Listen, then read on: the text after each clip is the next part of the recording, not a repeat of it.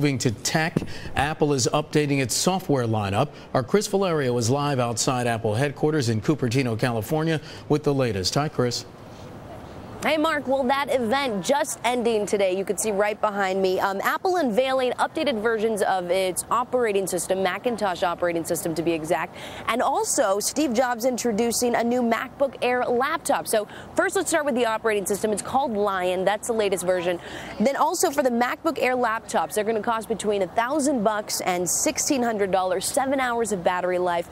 Those are the details that we're having. Now, Macs will also soon have their own app store. So not only will you have the app store for the iPhone or for instance, your iPod Touch. Now you're going to have it for the actual Macintosh computer. So when will all of this be available? Well, the App Store will go live in about 90 days. Those MacBook Air laptops are going to be available today. And as for the new operating system, we should expect them sometime in the summer of 2011. So those are a few of the details coming out of today's session. Back to you. And Cris, that's the latest lineup, but let's talk a little bit about contacts, because Apple still has a very small part of the market.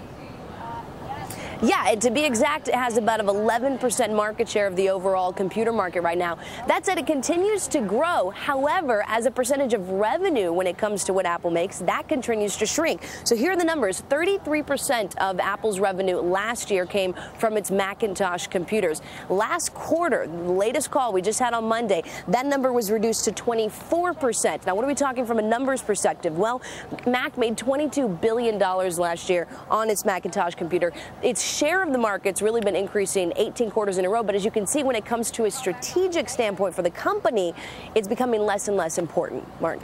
Cris, one more question, if I might. A headline out with Electronic Arts concerning Apple. What's that all about?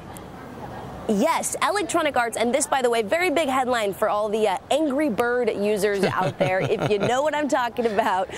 This is actually the top paid app in the Apple Store, iTunes Store, and Electronic Arts buying the maker of Angry Birds. The terms of the agreement were not disclosed, but of course it demonstrates how important having games that you can play on Apple computers, on Apple iPads, and on their iPhones, how important that's become for game developers. Electronic Arts, remember, the second largest game developer, so really demonstrating the importance of building upon that platform. Back to you. What does this do for Electronic Arts?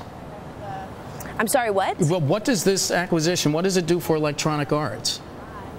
Well, you know, one of the big things is really adding to its offering of games that can be played on Apple platforms. So really for gamers, it's important not necessarily on one specific area, but having lots of screens that can play several different games. So when you have the iPod Touch where you can play games, you have the iPad, you have your iPhone, those are three different screens with a lot of scale, and certainly important for them to be able to tap those markets. And that's what it does. And you and I both know we spend a lot of time on Angry Birds, Mark. Come on. So you can see why it's important to them.